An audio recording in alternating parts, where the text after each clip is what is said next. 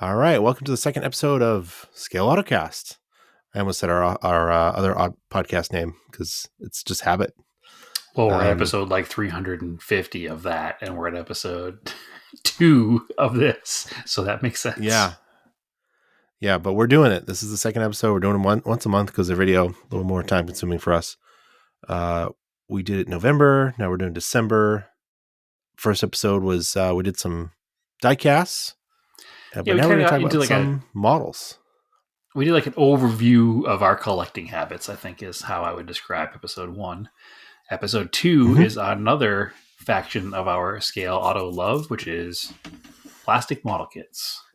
And Yep. I would reckon, Andrew, that next to video games like Gran Turismo, Scale Auto model kits are probably where we developed a lot of our automotive taste. I think it was a confluence of factors. Of We course. had Gran Turismo came out. We were into building model kits, and then we realized you could buy Japanese kits of the cars in Gran Turismo, Yep. and it was like, yeah, this is it. This is It was, what I'm into. it was all over from there. It Yep. was all over Yeah. from there. For As us, it was evidenced not. as evidenced by the Yeah. backdrop of Andrew's screen there is stacks upon stacks of model kits from Japanese manufacturers of mostly Japanese cars. Yeah, I didn't buy these in the last month between last episode and this episode. These were just off camera. I just reorganized so they were behind me. These is like this is probably 25 years worth of collecting model kits. Yeah, I'd do the math a little different than that and probably say it's closer to 30 years. So, Yeah, I guess it'd probably be around like 98, 97. So, yeah, it's getting up there. we're at 30 years. It's getting Okay. up there. All right. So, I built Yeah, my because some first of these. I built my first model car with my dad. Um, I was probably about 5 or 6, and I remember doing it. It was a Snap Type Monogram 1982 Corvette Collector's Edition, Yeah, and that checks out. I've never really stopped since then. So I have Yeah. almost every model kit I've ever bought or ever built somewhere in a closet. So while I have a slightly less deranged pile behind me, I actually don't. I have that same pile. It's just behind those closed doors over there. There's the same ridiculousness of unbuilt kits. So, I yeah. actually haven't bought as many the last few years because I haven't been building. I haven't had a place to do it. Sure. But because we talked about doing a group build, I've cleaned up more down here in my office and made more space. This is actually, Okay. I'm sitting at a new desk, and Oh, I took my fancy. old desk, which was originally my building desk, and I moved it over. It's to my left, Okay. and I'm all set up to start building again. So I had a similar situation where I wasn't doing a lot of building because I did not have a good area to do it. And I went on Facebook Marketplace. Naomi actually went on Facebook Marketplace, and we found an antique roll top desk, which is the old kind that you can just like close the lid on and everything is hidden from view. Because we don't have a huge house, I want it, and there's no room in like this office here to have another desk other than like the desk that I do actual work on. And this way we can put that desk in the dining room, and I can go out there and I can work on my models and roll the lid up and work on them and then roll the lid down, and you'll never know what's going on at that desk. So it fits in with the look of the house better. And since purchasing that desk, I have completed 4 model cars. And in the previous years leading up to this, I have completed 0 model cars. So it worked. So I just need to keep going with it and keep completing model cars at that desk. So on top of that, as you alluded to, we are doing the auto off topic scale autocast combination group build. The group build is not a contest. It is just giving people a reason to build. So we are going to be promoting this more and more on our Scale Autocast Instagram page. and the threads page, and we'll be sharing along some photographs from other people who are participating in said group build. So follow us there for that. Let us know what you're going to build, and we have. I think you're going to extend it until probably mid-February, probably like February 14th, 15th is going to be the end of that build, Andrew. I think it's a good enough time. Yeah, that should be good because it took me a little while to get set up here. But in part of getting set up here, I was getting rid of some stuff. So I guess I'll go into the toy show I went to, the toy and diecast show. So we used to go to the Mass Car Model Club. We used to have a model car show down in Taunton, Mass, at the Holiday Inn. Basically every spring for many, many years. I think they did it for 20, almost 30 years, maybe. Yeah, it was in May. It was March or May. It was early. I remember it still being cold. I think it was March usually. Unfortunately, I think a lot of the people got older in that club and it kind of dissolved. I don't think anybody wanted to run it anymore. But one of the guys wanted to keep the show going. So there's still, there's like a display show, I believe, in the spring. But the same organizer, he organized a toy and diecast show at the beginning of this month. So I was like, you know what? I'm going to buy a table. I'm going to sell some stuff. And I took a bunch of extra Hot Wheels I had and a few of the models I didn't want. Mostly like American stuff. And then I also had some extra like toys I didn't want either, like some action figures and stuff. And I did pretty well. I got rid of most of the stuff. It's kind of funny because I ended up selling to a lot of other vendors before the place even opened, probably because my stuff was priced pretty cheap and they're going to try to flip it to other people. But that's not my problem. That's their problem. Now they can lug the stuff around. I don't know. It's now out of your basement. It is. And, I did a lot of the Hot Wheels at like 2 for $3 and got rid of a lot of them. And then towards the end of the show, it was like the last hour. I was like, some guy was looking, I was like, you know what? All $1. And he grabbed like 40. Well, things I didn't have anything. You didn't buy them to sell them. You bought them because you were collecting them, and No. then you realized like you had all of these Hot Wheels cars that you have no use for anymore. So get rid of them. Yeah. And at $1 a piece, you broke even. The extras already went to Marco. I've got the extras that I've already opened. They're on display. What do I have all these extras for? And I don't know. It's a weird thing. Like some people are trying to like make their living doing this. The stuff, so their prices were like super high. They weren't selling anything. I don't know. I think a big thing with the Hot Wheels cars in general is Hot Wheels cars become trying to find the new neat cool one is like half the fun. But then you have all these Hot Wheels cars after you find them, and you're just like, all right, now I don't know what to do with it. So you keep the ones that are like super cool and put them on the wall behind you, and the rest can go away. But if you got main lines for like $5, unless it's something I really, really, really want, that's a lot of money for a main line because I'll just keep looking for it, or somebody will have it that I know and like trade me for it or something. Yep. But absolutely. I don't like marked up Hot Wheels cars. So I don't know. Maybe I do it again. Maybe I wouldn't. We'll see. But we'll go back to model cars. And to get back into building, I had a couple of these, 1/32 scale Aeroshima Snap Tights. It's like I think the name of the series is called the Snap Kit. Yeah. The Snap Kit. The Snap Kit. That's what it is. This is the R32. It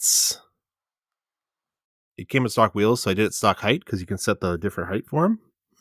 But it's a really nice kit for like an hour of work and to just get back into building. So that was really cool. And I think I'm going to do this one real quick, maybe just to break in my workspace. Sure. But the decals are a little more tricky because all that two-tone is decal, but it's actually sticker. But they actually work pretty well. Like I kind of wish regular kits had the black window trims as these stickers. I did Like, it would the be Hakosuka pretty GTR good. version of that, and it had the chrome window moldings with the black rubber around them as all one sticker. And I was like, wow, this is really easy. Just burnished down like a Q-tip, and they worked perfectly, and they look really good sitting on the Yeah, shelf. So it was way easier than what usually is entailed in doing one of those. like that's the decal sheet. Yep, super easy. Big fan. So, and then it also came with like, this one came with like road backgrounds,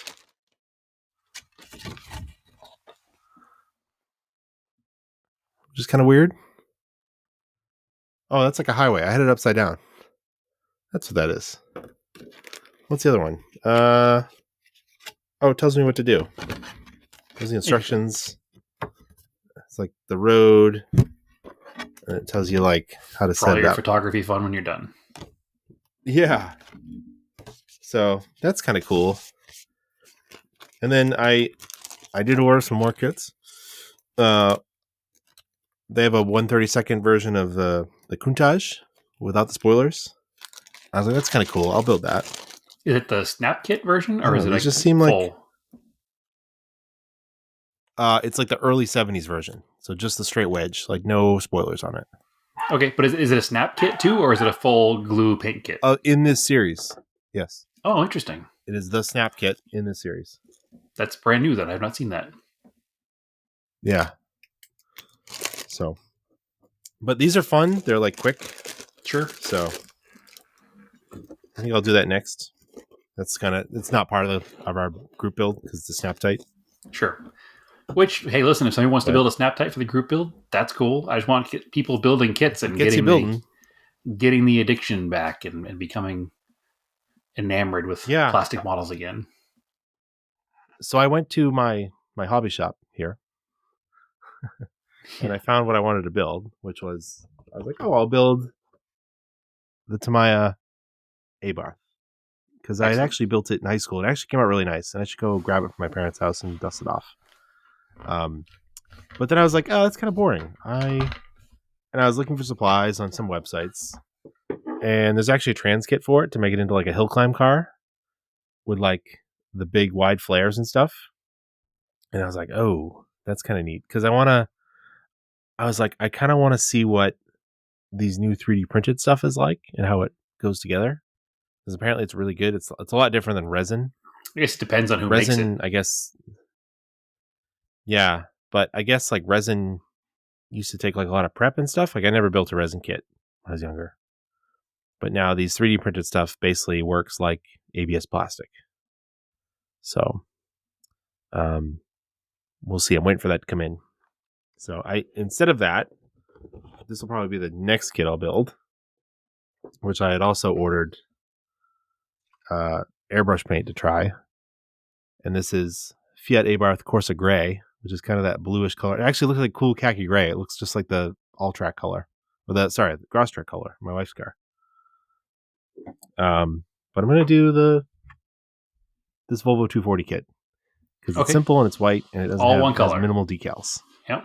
All one colors. Like and all the decals don't need nothing needs to be painted for the colors. And even the bumpers are black. Like the other kit version of it has red bumpers. You'd have to paint the bumpers red. Okay. So they're separate, I think, right? They are all separate. But not a bad kit. It does have some flash that I'll have to clean up, but it's also interesting because I want to try one of these new. That's a BMAX kit, and I have not completed one yet either.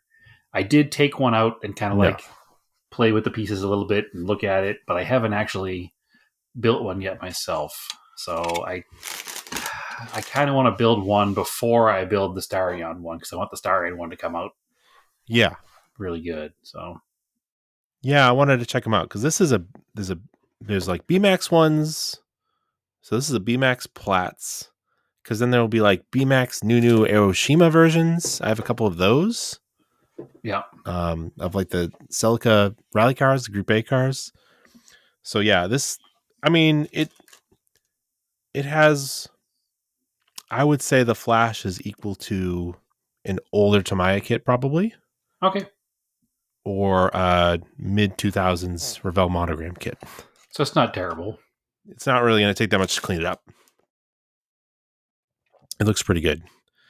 And I also got I found some Zero Paints Gloss of White to try that doesn't need clear coat. So I'm going to give that a go. So it's a single stage. It's single stage. And then I also found they now have a single stage clear coat, which would be interesting instead of their 2-part clear. Because I bought the 2-part clear, but I never used it because I was intimidated to try to figure it out. Because it's like a 2K clear. So, and to get back into airbrushing, it's kind of in the background there. One of the kits I didn't sell at the show was the Revell Monogram 510. I might as well try to paint that white, and if it comes out good, I'll just finish the kit. But if not, oh well, whatever. It wasn't a kit I was interested in building. And it's like, I don't know. They're worth a little bit of money, but it's like, then I got to sell it. And that's kind of a pain too. And you already have it, so that's fine. So, and if it comes out good, it comes out good. Perfect. So who cares? Yeah, if it comes out good, then I'll leave it white and find some decals for it. Yep. Or just whatever. Paint a second color stripe on it or something, or who knows? Yeah, I'll do something with it. Yeah, I can practice masking stripes. Sure. I'll do something with it. But yeah, I want to try out the primer, the gloss white, see how it goes. So, well, I have recently picked up an airbrush and stuff too. I just haven't. I'm still intimidated by it, so I have not touched it yet. So it's interesting. The Zero Paint stuff is single stage. It goes on flat, so that portion, it's easy. It's really easy to lay down flat paint, right? As long as it all has to go over primer, so you can use them over Tamiya primers, or they have their own primers.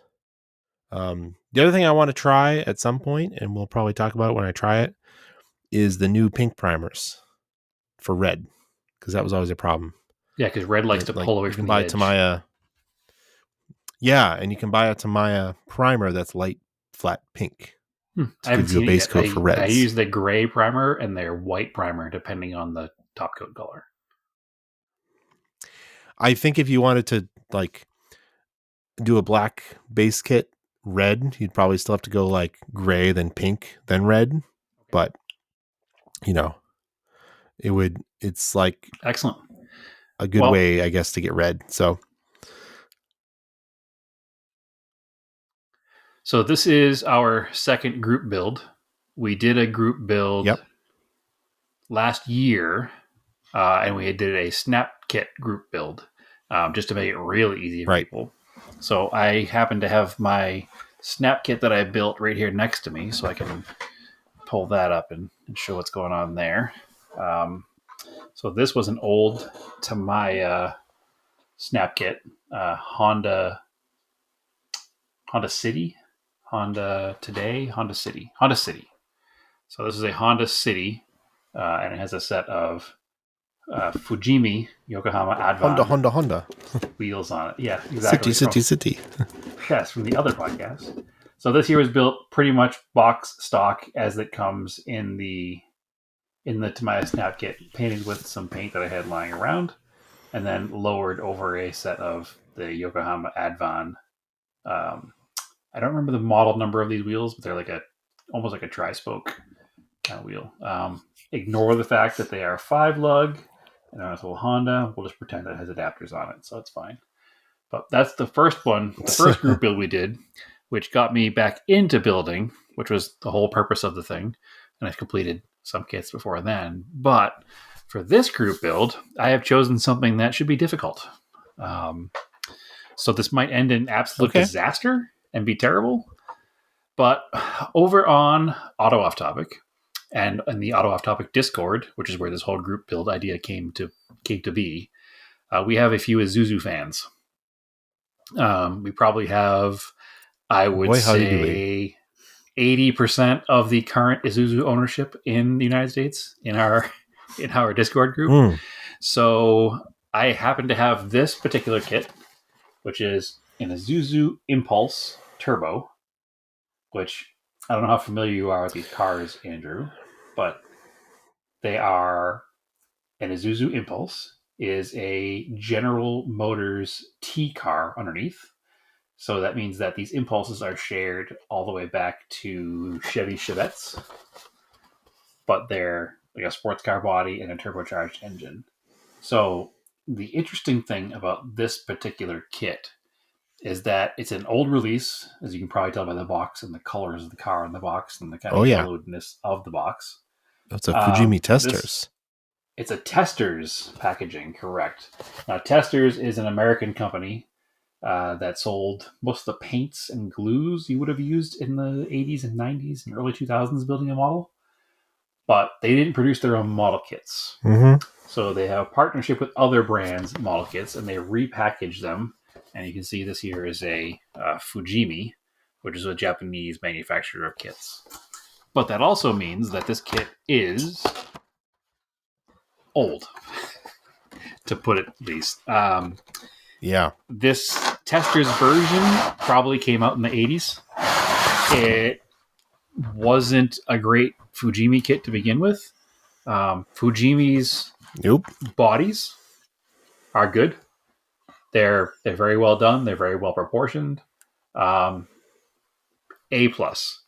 Where they fail miserably is in the chassis and interior pieces. So You can say, is it a flat chassis? They all use like an identical kind of chassis, and then the interior builds up off of the other side without any kind of interior bucket, and there's not much detail. So there's a lot of generic parts. The good thing about these is that they all use the same wheel mounting system. So any Fujimi kit wheels can be adapted to work on it. This one here happened to come with what looks like a set of maybe like Weds super fins in white, a good four spoke, like four bolt multi spoke wheel set. But they also come with these turbofans are in the packaging here. So you can add turbofans to the multi-spoke. And I think that's what we're going to do for this kit. We're going to detail them up. These are Volk Racing.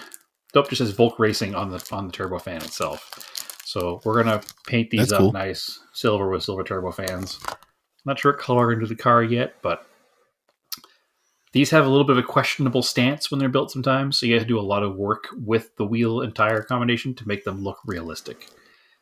These kits are simple because they're designed to be motorized. So what you're supposed to do is, if you see this axle assembly has a little gear inside of it, if it focuses in on that, and you're supposed to put a little old school, like 1/32 scale slot car motor in them. And then you put 2 AA batteries, and it comes with all the wiring. And then the front wheels are posable, so you can move them, so it'll just drive in circles or whatever. So because Fujimi was really interested in making all of their kits also available for kids to play with when they were done, they lack a little bit of set scale fidelity when they're all done. Like I said, the body shells, great. Just the overall stance when they're done, not so great. So I'm going to try to do my best, make it look a little better than the factory stance. But step number 1 is to figure out what color to paint it and get it all detailed up and go from there. But I think it'll be fun. It'll be neat to do in a Isuzu because it's not a commonly built kit. I don't think I've ever seen one finished before. And they're just neat 80s cars, which are right there with our love of the weird and unloved car. So I'll be starting this one hopefully this weekend, and we'll have some progress to post up pretty quick. So that's going to be my build. Hopefully I can get it done quickly enough that I could try to tackle another build. So I have some other things up my sleeve. So we'll see. Those are my plans. Yeah, and speaking of all these vintage kits, I've been looking through a lot of them, and the decals are yellow. Yes. Which is a bummer. So I was doing a little more research on that. It's a well-known old trick that you can hang them in a window in like a plastic bag. I've done that for a couple of them, but then I forgot about them and the decals got bleached too much. Like the colors are gone. Sun faded out. So that's kind of a bummer. Yeah. Yeah. So apparently now, because of the internet, you could buy a UV nail polish dryer that like a home version of it. And it's just like this little U-shaped garage thing that you'd stick your hand in to dry your nail polish. But people are using that for decals because it's much more controlled than putting it in the window. Because Sure. you get it for, it's just a constant stream, and you can do it for like 5 or 6 hours, and it'll bring the decals back. Interesting. So I was thinking about trying that, and then I was also looking into, I've got Photoshop and all that fun stuff, and I've got a scanner. I was like, well, why don't I try scanning some of these decals? Because I did it when I worked at the book publisher. I'd restore some book pages, the color, got them back to white before we'd reprint them. Also, you can do interesting things too. Like if using a kit Photoshop. comes with stripes or something, you could Photoshop it, change the color, and reprint them in a different color. You could. Yeah. You have to think about how you're going to reprint them, because your only choice is clear or white backed decal paper. Yeah, because you can't print white. Because it's basically, unless you have a commercial printer, you can't print white. Sure. And I have to research what the current best paper is. There's certain papers now, apparently, that you can get away without using sealer. They're designed to not need to have sealer sprayed on them. And I just need to look into more what people are doing with that. And, inkjet versus laser. I believe I have an inkjet printer, so.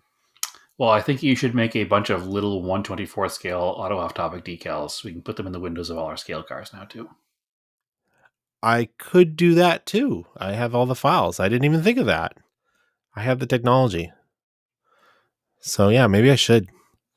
But, that was also part of my reorganization project down here, is making, with the 2 desks, now I have actual room to set up my scanner and set up my printer. So. Excellent. Awesome. Well, I look forward to getting this contest, or build, not contest because there is no prize, off the ground, and start working on my kit hopefully tomorrow, hopefully this weekend. Yeah, and I think what I'm going to try to do, I have the space here, I might try to do little videos of it to put on our YouTube channel. Excellent. Show me the formula you use, and I will try to do the same. Because I have this, I should probably watch some videos of people building model kits and figure out how they do it, because I've had this thought process to do it for a while. So get it out there. It's like, I'm thinking I've got a lot of the equipment. It's self-contained.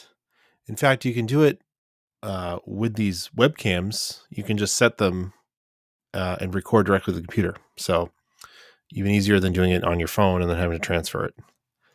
And you can just I wasn't going to do the whole build start to finish. I was just going to do little, oh, here's the unboxing, and I'm going to do some sanding, and then it cuts and I'm back to after I did some sanding. You don't need to watch me. I mean, maybe some people would be into that, but I don't feel like doing that for hours under camera. Just all 30 hours of build on camera. Yeah. Just little updates of the stages of it would be fine, I think. So yeah, we'll try it. I'll show it to you and see if we can do stuff like that. But awesome. Anyway, you can follow this podcast. It's Scale Autocast on YouTube. We have Scale Autocast on Instagram and Scale Autocast on Threads. And our regular podcast is every week, Auto Off Topic, and that is on all the major podcast apps. So, and Brad, where can they find you? They can find me on all those places, plus my personal account on Instagram at TSISS350, where I also host and post some scale stuff alongside of Scale Autocast. So, yes, and I am Race and Anger on Instagram and Threads. So, yeah, come check us out and get to building.